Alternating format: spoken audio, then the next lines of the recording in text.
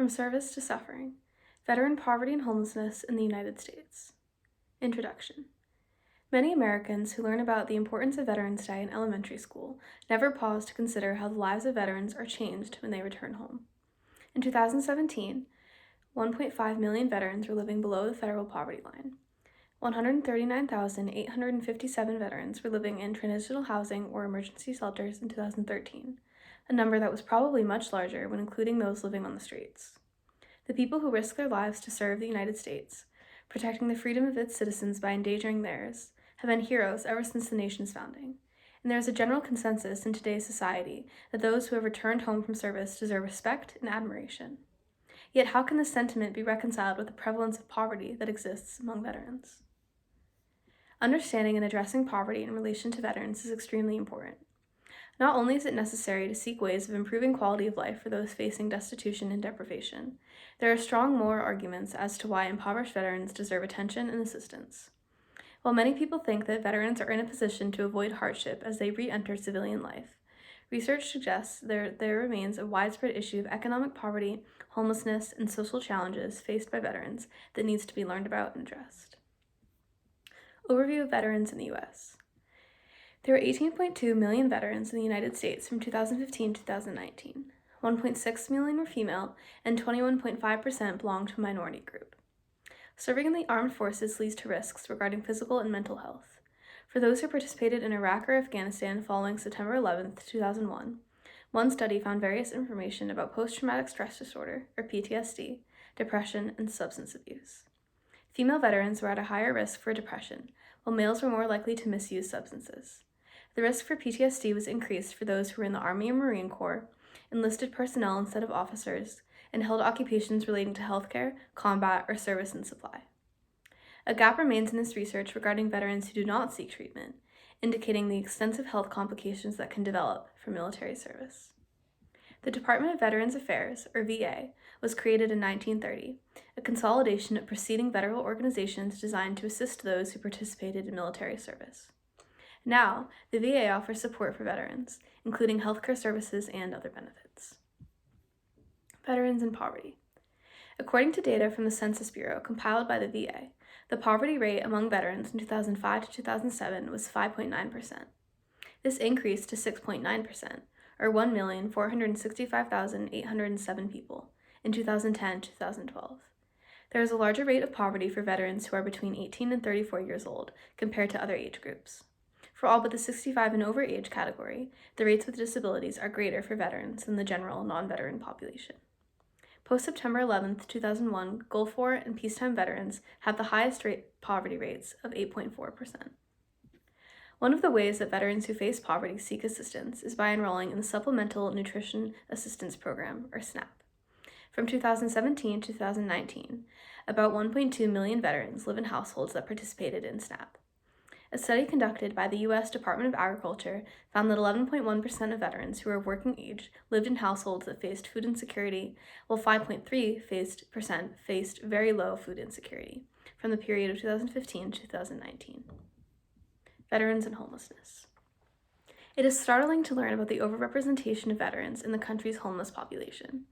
One study conducted by Libby Pearl in 2015 analyzes data gathered by the VA and the Department of Housing and Urban Development, or HUD.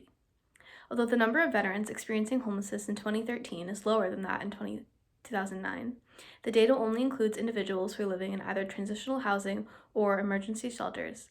The remaining population of people who are living on the streets or other inhabitable places implies that the actual numbers of homeless veterans were much greater. In 2013, veterans represented 13% of the entire adult population who lived in some sort of shelter, despite veterans only making up about 9% of the total adult population. Both male and female veterans are more likely to be homeless than their non-veteran counterparts. There are several risk factors that increase the likelihood of a veteran experiencing homelessness upon return to civilian life. These include lower pay grades, active duty service, traumatic brain injuries, psychotic disorders and substance abuse, adjustment and mood disorders, anxiety and personality disorders, and PTSD. These conditions are important to discuss because many of them appear as risk factors for both poverty and homelessness. The persistence of the problem. The issue of homelessness in veterans is still persisting throughout the country. Why is this the case? it is likely not due to a lack of sympathy for veterans. Most people, whether politicians or the general public, do not vocalize an anti-veteran sentiment. In fact, many of them are presumably supportive of veterans and are distressed about this concern. There must be a different reason why the problem continues to occur. To better understand what the explanation may be, the negative effects on veterans' physical and mental health must be considered. Physical conditions like an injury to a limb or losing one's sight pose obvious obstacles to many lines of work, and the amount of time spent receiving medical care can take away from opportunities to earn wages. Certain employers may be less lenient regarding activities that take away from time spent working, which could result in lower pay levels or losing the job. Mental illness makes it more difficult for veterans to readapt to life as civilians following military service. The aforementioned Rashman study found that among veterans who were deployed to either Iraq or Afghanistan, those with diagnosed mental health disorders were more likely to be part-time employed or unemployed, as well as having associations with financial mismanagement, alcohol misuse, and suicidality. These complications increase the likelihood of facing lower levels of work, financial poverty, and social exclusion, which could lead to not paying mortgages or rent and thus losing housing. One could argue that the mental and physical disabilities that many veterans have are less of a concern due to treatments and insurance benefits available through organizations like the VA. However, the existence of these services does not dispel every complication. One study found that only 16.9% of veterans within a sample of 3,125 individuals utilized the VA as their primary healthcare provider. Veterans who suffer from mental illness will often not seek out treatment from the VA due to low satisfaction with services, poor perception of care quality, and difficulty navigating the VA system. Additionally, women veterans may perceive the VA as unresponsive to care that is specifically related to female health and thus underutilize its programs. Many of the veterans surveyed in this study may have had private healthcare providers who felt that they were better equipped than the VA.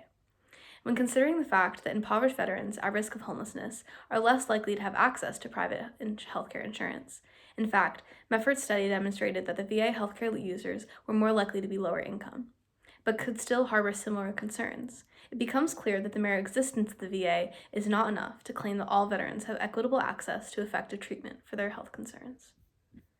Not everyone has access to treatment, and there is a possibility of insurance barriers making it more difficult to obtain adequate care. Others simply may not be aware of the possible treatments that exist. For example, a homeless veteran coping with PTSD may not even be fully aware of the extent of their mental illness, let alone have a sufficient grasp of the resources that are available to them. If no one provides the applicable information, they may never seek treatment and thus sustain their situation of poverty and homelessness. Other people may be unwilling to seek treatment due to a fear of stigmatization. Mental health can remain a taboo topic, and some people may be afraid to seek help for mental health concern out of fear that they will be looked down upon for doing so. Self-stigma, an individual feeling ashamed or that they should be good enough to manage without help, can perpetuate this concern. There is evidence that stigmatization may sometimes be higher for males and females due to societal norms of traditional masculinity, a fact that is relevant given that the majority of veterans in the United States are male. The issue of homelessness in veterans could be caused, at least partially, by a stigmatization surrounding mental health that leads to lower rates of recovery and thus continued states of homelessness. Even if a veteran is struggling with mental illness and is willing to seek treatment, they may be unable to. Veterans who did not complete their term of service or were dishonorably discharged are unable to receive VA benefits. Additionally, effective treatment for mental illness can require an immense amount of time, resources, and effort. If a veteran is already experiencing homelessness and poverty, they may feel that their time is better spent working in order to earn income and relieve their situation, instead of going to a medical center to receive care. Therefore, the time and financial burdens of these disabilities remain a concern for veterans, one that can increase the likelihood of homelessness. Barriers of accessibility and affordability are not the only ones that can result in a lower likelihood of having reliable housing. This discussion surrounding mental illness details an invisible barrier to housing, as it can lead to more healthcare expenses, heavy time burdens, and decreased motivation to seek out an improved quality of life. In fact, this decreased motivation is also an invisible barrier to seeking and maintaining treatment for a mental illness. Symptoms related to depression can make an individual less interested in treating their depression if they feel hopeless or worthless. Another potential cause of not maintaining treatment that might go unseen is having a healthcare provider, such as a therapist, who does not understand the needs and mentalities of veterans specifically. If a veteran struggling with mental illness does not click with their therapist, feeling misunderstood or undervalued, they may choose to discontinue treatment. Why it matters. It is critically important to address the prevalence of poverty, food insecurity, and homelessness among the veteran population so that more effective aid can be provided. There are several arguments as to why impoverished and homeless veterans deserve the assistance of society, starting with the concept of reciprocity. Veterans have already dedicated a great deal to promoting the freedom and well-being of the nation as a whole. If an individual is willing to risk their own life for their country, then their sacrifice should be honored when they return home through support and assistance. It is helpful to examine ethical arguments in order to provide a basis for this responsibility. One important theory is that of contractualism, which focuses on minimizing the burden of the most burdened person in a given situation. If there is an obligation to assist a veteran in poverty, then the burden lies with an affluent non-veteran who must give up monetary funds or resources in order to provide it. If there is no such obligation, then the burden lies with the veteran who must continue to live in a state of poverty or homelessness. When comparing these two burdens, living in poverty or homelessness is likely the greater problem.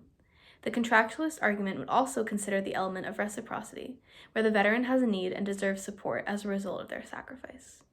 Therefore, a contractualist would argue for the importance of providing aid to veterans in need. Some people could contend that these arguments apply to poverty in general. Why does a poor veteran deserve assistance more than a poor non-veteran? The answer is that, of course, all people who are living in poverty and homelessness deserve dignity, respect, and assistance. However, it is very important to address different groups of people individually so as to better understand their needs and create specified solutions. It would be inefficient and even immoral to promote a one-size-fits-all model of alleviating poverty, because doing so would ignore and invalidate the particular experiences of different groups. For these reasons, it is crucial to address the individual needs of veterans who are experiencing poverty and homelessness. Next steps. Many organizations, including the VA, are designed to assist veterans as they return to civilian life. One specific program that demonstrates promising solutions is HUD VA Supported Housing, a collaboration that, from 2008 to the time of Pearl's research, funds vouchers for 1 year of Section 8 housing for homeless veterans. These vouchers can be project-based, which means that they remain associated with a specific unit of housing instead of moving with the resident. Although this might sound like it's not to the veteran's direct advantage, this system is actually beneficial when considering the fact that some housing providers do not accept vouchers. So project-based vouchers ensure that there are always housing units available for veterans who need them.